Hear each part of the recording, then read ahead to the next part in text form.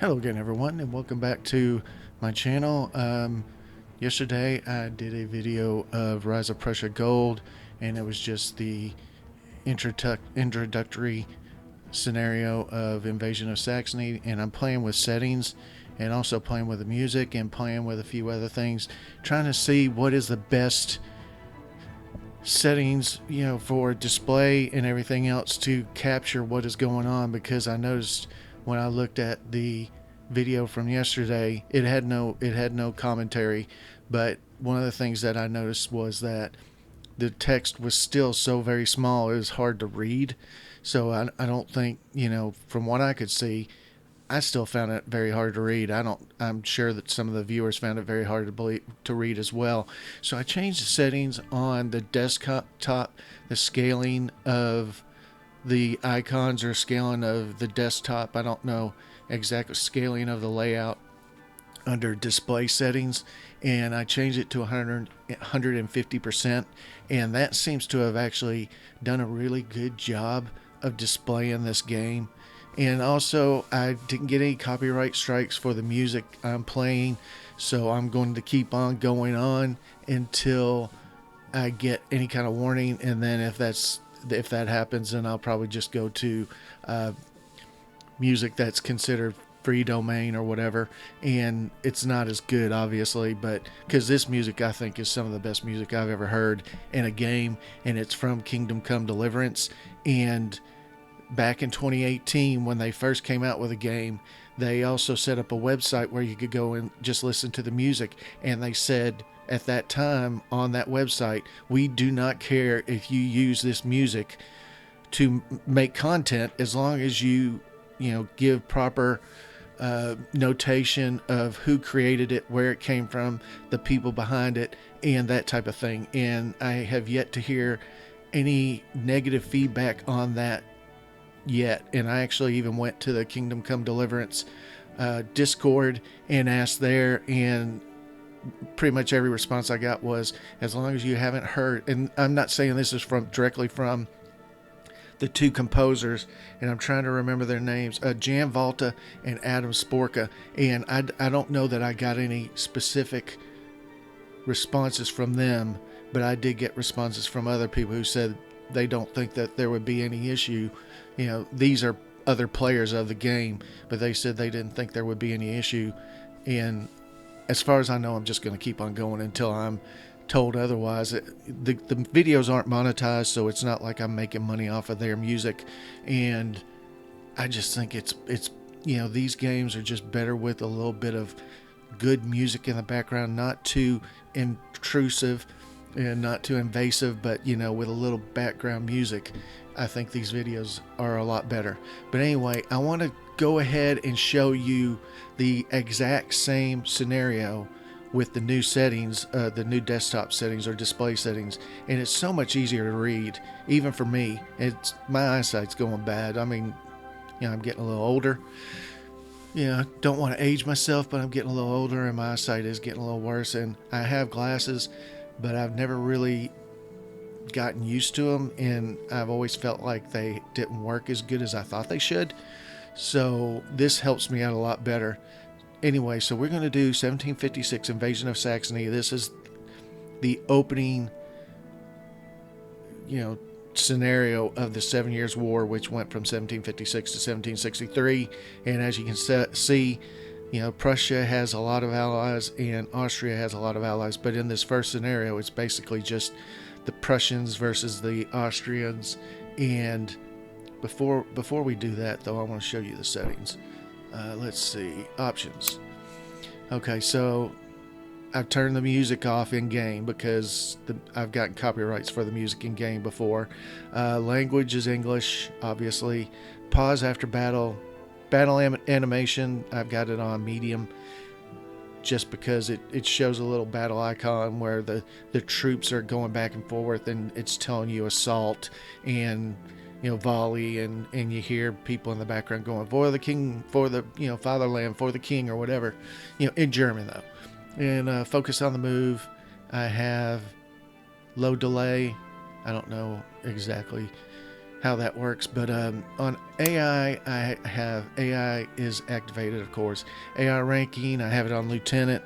I did try it on colonel, and it was pretty tough. But I might play it on colonel more because I kind of get the feeling that if I play it on colonel, it will be, it would be like a 50-50 chance of me winning or losing, which, I mean, I kind of don't like losing. I don't like losing. But anyway, I have bumped up the detection to whatever it is, medium bonus, I guess, and the activation medium bonus. This is for the AI, and of course, give the AI more time. System, CPU sleep mode, textures initialized, max text size, which even when it's max text size, if I don't change the display settings, it's almost impossible for me to read. I'll lean almost to within 4 or 5 inches of the display trying to read it. Display borders. Let's go ahead. We're going to go ahead and do that. Smaller fonts, obviously not.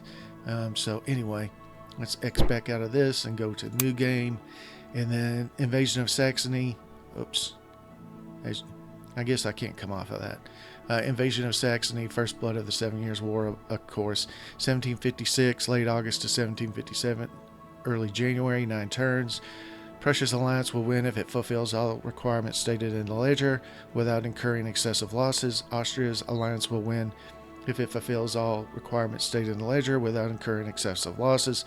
The Saxons cannot win, but if they hold out long enough and join with the Austrians, it will be considered as a victory for them. I'm almost about ready to cough. I'm going to turn away from the microphone while I cough a little bit. Excuse me. Okay, so let's go ahead and try it. I want to see what it looks like. I've actually tested this, but I still want to see what it looks like and how it works with commentary as well. So we're going to choose Prussia. And as you can see, you can still zoom way out and then zoom way in. So you can also use the cursor to go to the end of the screen. Well, okay. Anyway, so the first thing I want to do is I want to look at Kurt von Schwerin's corps. He's part of this army, which is the Königsliche Army. But as you can see, he has a 35% penalty because he has more troops than he can comfortably command. So what I'm going to do is I'm going to go to this, and not that one. It's the second one. As you can see, Foreign Army. Kurt von Schwerin has the most seniority among all generals. Placing him in the command of a new army is in accordance with the proper chain of command. As you can tell, I can read this from not having to lean forward, so that makes it so much better for me. So now that we've created a second army, the Schlesian army, as you can see, he has no penalties anymore. He is in full command. And what we're going to do is we're going to put him on offensive posture and sustained attack. And then we're going to move him for 13 days. Each turn is, I believe, 15 or 14 days. I can't remember exactly, but I don't like doing moves that go over 2 turns because things change, and I just, I always like to do it, to just less than what the full turn is. So we have another, and what I'm going to do with him actually is I'm going to dismiss this corps from the Königsliche Army, and then I'm going to create it as a corps of the Schlesian Army, because he'll actually be moving with this army. And actually, what I want to do is this little button says synchronized movement. This order allows an army stack and associated corps to move at the same speed, arriving at the same time in a given region. 2 or more corps of the same army can also use it to move in synchronicity. So what this means is, let's go back and do this. So now he's moving with him. I don't even have to give him an order. He's automatically moving with him. He is not active though. This commander of this stack is not activated this turn. The force can't perform offensive actions. Some special orders are not allowed. It will move more slowly. The stack receives it's hard for 19 command points from your leader and needs 12 to operate at full efficiency. Okay, so he's 7 points above command efficiency, so he's good. And then this last one, I'm wondering if I should add him to this cavalry corps. And now actually he's in command of this corps instead of Karl von Katta. And he is a 511 and this guy's a 311. So now he is in charge of this. I think that's much better because by himself he's just off there in no man's land. And then of course this last formation is the actual defense for that fort. The next thing we want to look at is Johann von Wedel.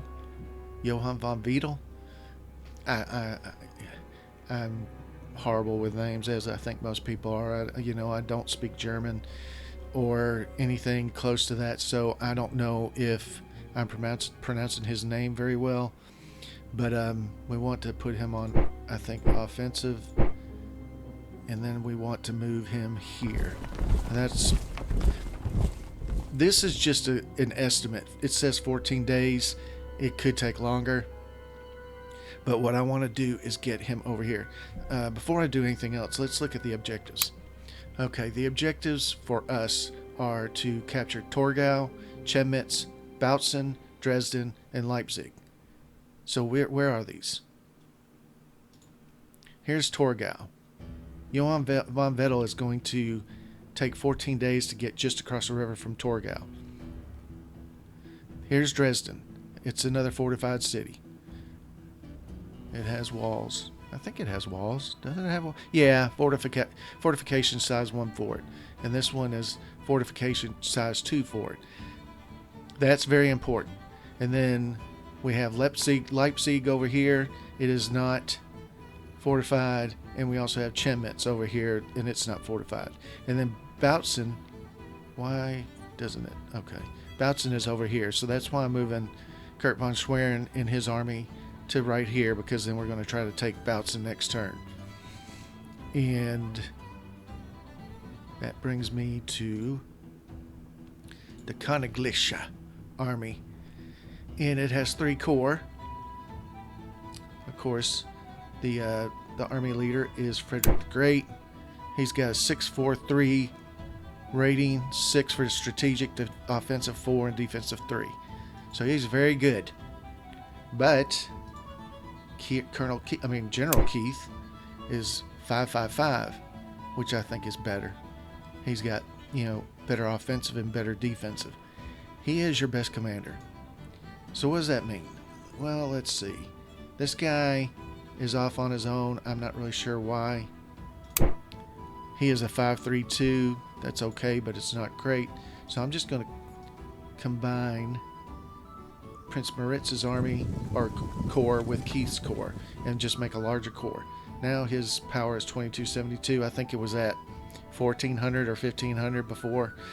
And then we're going to click the synchronized movement. See how they're just below Berlin, and we want to get them over here because they're going to be instrumental in taking these 4 cities on this side of the river.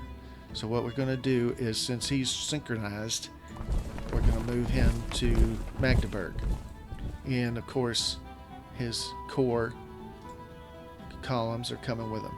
And then that leaves us with, who is this? Ferdinand von Brunswick. Prince Ferdinand von Brunswick. I don't know what relation he is to Frederick the Great, but apparently he is of noble or royal blood. And so we're gonna actually, that takes 6 days, that takes 9 days, and like I said, it's an estimate. He should get here. It's not a guarantee. And then we have some boats. I don't ever use those boats in this. Then we have von Zuyten's Husaren, the Hussars. These are not like the winged Polish Hussars. These are light cavalry, but they're still good. They're just not. Don't expect them to be the main force of an army in driving onto anybody. And then we have this thing called the Junken. It's just 2 units, and we're going to move it down closer. We don't want it to go further or farther than Prince Ferdinand because they're very small and they might wreck, or not wreck, but get beaten by a very good unit from the opposing side. And then we have this all the way up in Stettin. We're going to just bring them down to Berlin. It says 16 days. There's no way to make them go faster, and they're not really doing anything important. They're just going to, I'm going to get them to where I can use them as garrison, hopefully, if I get them down long enough. So anyway, like I said, we have to capture all 5 of these. Right now, our morale is 101. Austrian morale is 96. If we capture every single one of these, sudden death happens, and that means we automatically win the game. So this is turn 1. We have 9 turns remaining.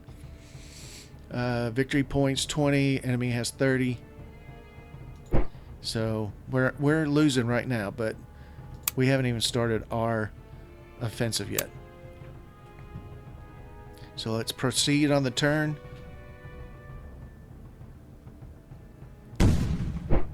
Okay, we had a very small battle and we won it.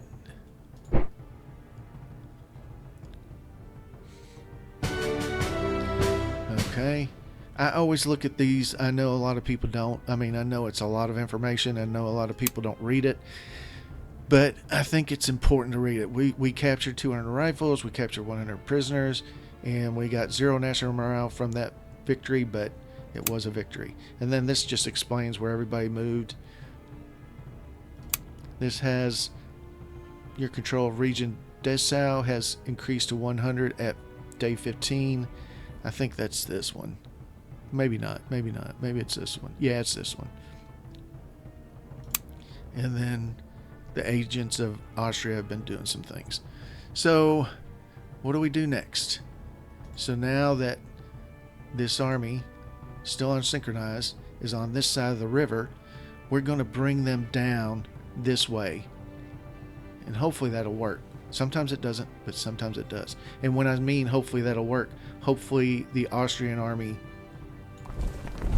isn't in full force on this side over here, because sometimes we lose if they do. So first thing we're going to do is capture Halle, which isn't a victory or a strategic town or anything like that, but we kind of want it so that it'll kind of be a kicking off place for going for Leipzig and Chemnitz.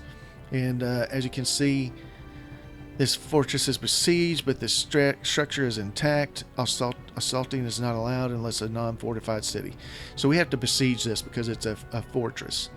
And so what we're going to do is bring Johann von Vettel across the river. He's going to help them take that city, hopefully. And then over here,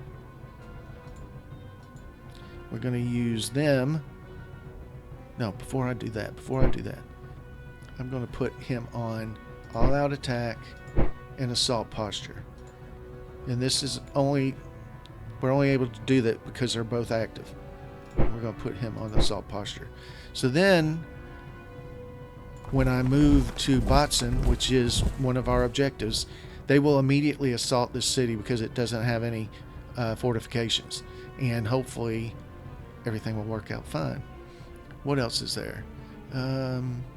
Okay, this guy. See how he's not finished his turn, even though, like I said, I don't like doing that, but for this guy, I'm going to. So that takes him 15 days to get to here. All right. So I'm going to save it, and then we're going to proceed to the next turn.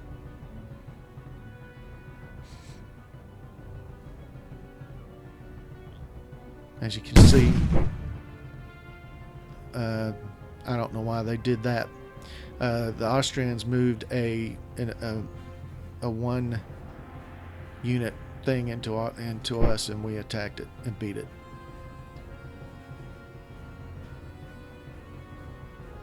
I should have put them on assault because Halle is not fortified.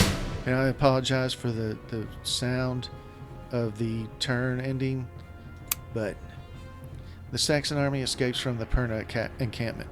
So one of the big things about this is that the Saxon army was in the Perna encampment, and it was a big thing that they were caught inside the Perna encampment, and then they surrendered to the Prussians in real life. So let's see. We won a battle against Austria and Region Bautzen, and then we captured it, and which is exactly what I wanted.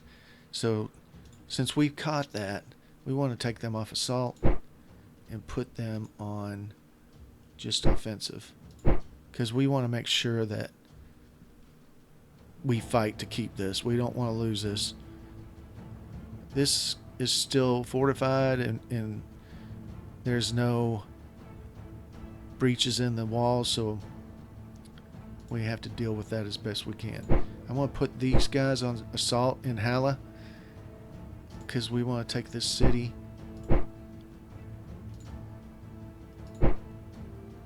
Oops, wait a minute. There we go. We're going to put all three of them on assault because that's not fortified, and we should be able to take them. And then this guy,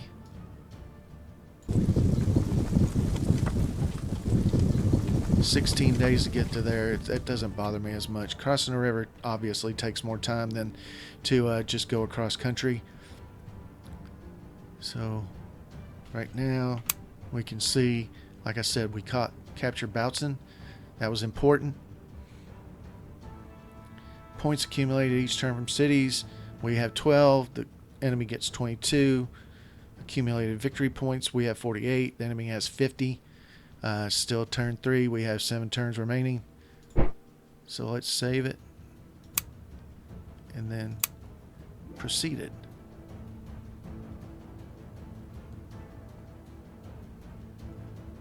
As you can see, we actually captured Torgau without actually even having to assault it. Austria surrendered to us in Region Halle, losing 1 unit. We gained 3 victory points and 1 morale point. The enemy garrison has surrendered. The enemy garrison has surrendered in Torgau as well, and we got 17 victory points and 1 morale point. So this is where I do this. I should have already moved them down here, but we're going to say at the end of their move, we want them to enter that structure. And then this guy's not active, so we'll move him down here as well. So these guys, I'm going to put them on synchronized move because supposedly since they're under the same army, I think they're under the same army, they should move together.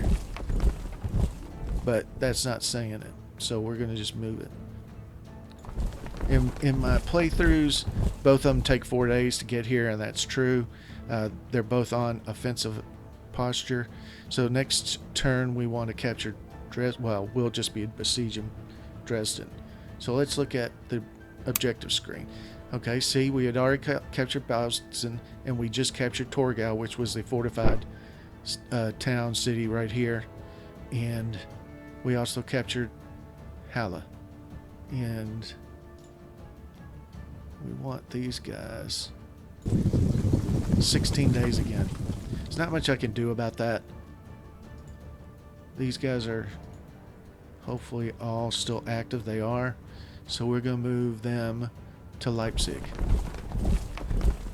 And supposedly this is, everybody takes them, they all travel at the speed of the slowest units. So it's going to take them 4 days to get to Leipzig. But they're all on assault, so they should assault Leipzig as soon as they get here. These guys, we can't assault this because they have a fortification, and so they're coming down just in offensive just to make sure that they engage anybody on the way. Let's save it. Click go. I love how I can read this screen a lot better than before.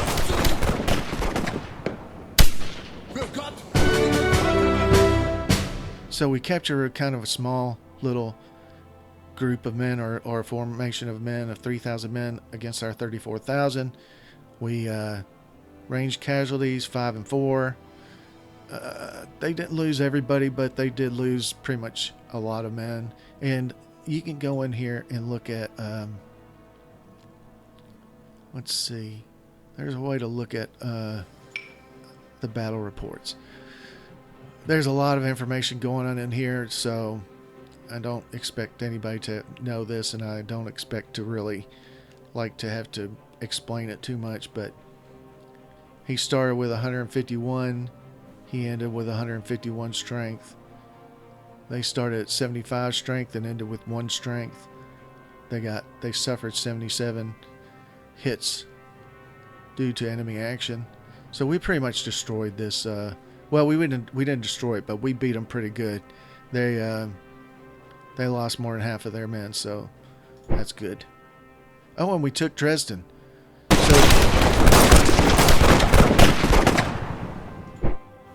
So Dresden is captured, and Leipzig is captured.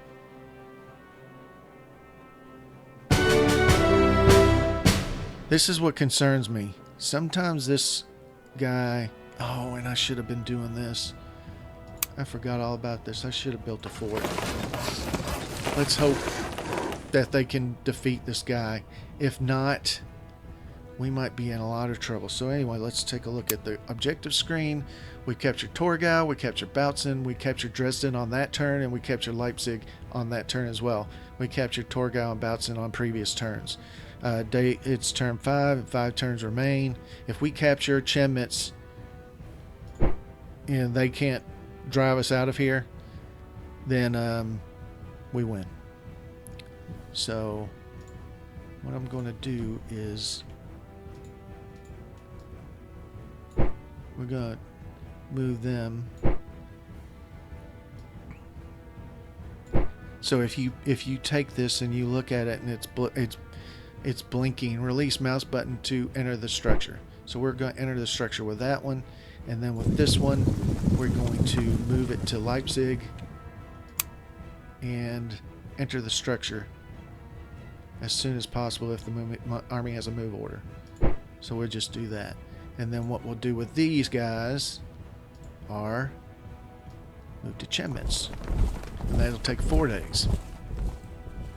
Weather can also have an effect on this scenario. So if we get snow over here, and these guys knock us out of Bautzen, we're probably not going to win the scenario. It'll probably end up in a stalemate, but we don't know for sure, and you don't know until you play it. So let's go ahead. He's going to attack. He has to, and this is really probably their. Oh, he went into a fortification. Battle of Chemnitz, we won it.